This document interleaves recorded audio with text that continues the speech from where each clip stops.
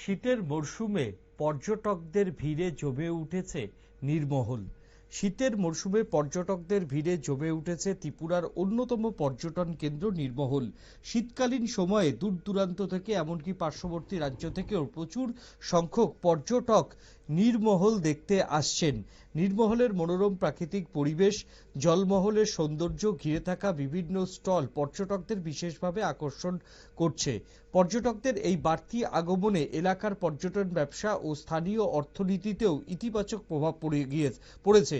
প্রশাসনের তরফে পর্যটকদের নিরাপত্তা ও সুবিধার দিকেও বিশেষ নজর রাখা হয়েছে। কি বলছেন দূর দূরান্ত থেকে আগত পর্যটকরা, আসুন দেখে নিই। কেমন লাগছে আজকে এখানে এসে? আজকে না, আমরা এসেছি অনেকবারই, আগেও এসেছি, এটা 3 নম্বর বার। তো আমরা তো পাশেই থাকি, এটা ত্রিপুরার পাশেই তো, মানে যেহেতু আসাম শিলচরে, তো একটু ছুটি ছাটা পেলে মানে কম ডিস্টেন্সে আসা আর কি। নীরমহলের এই প্রাকৃতিক সৌন্দর্য পরিবেশ দেখে কি রকম লাগছে? খুব ভালো, খুব ভালো। আর নতুন নতুন কয়েকটা স্পটও হয়েছে, সেটাও তো দেখলাম।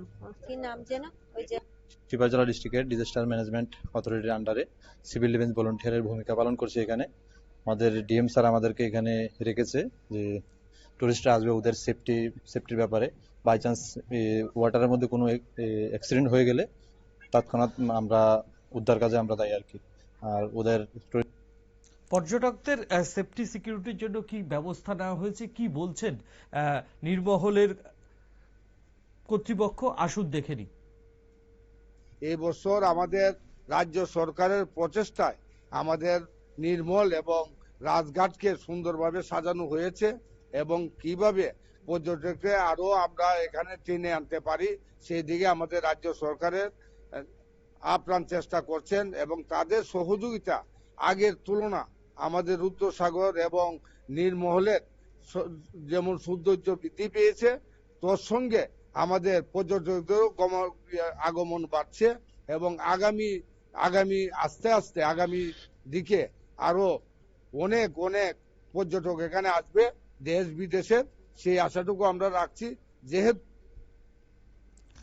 আপনারা শুনছিলেন কর্তৃপক্ষের বক্তব্য। একেবারে দূর দূরান্ত থেকে পর্যটকরা ইতিমধ্যে ভিড় করেছে নীরমহলে।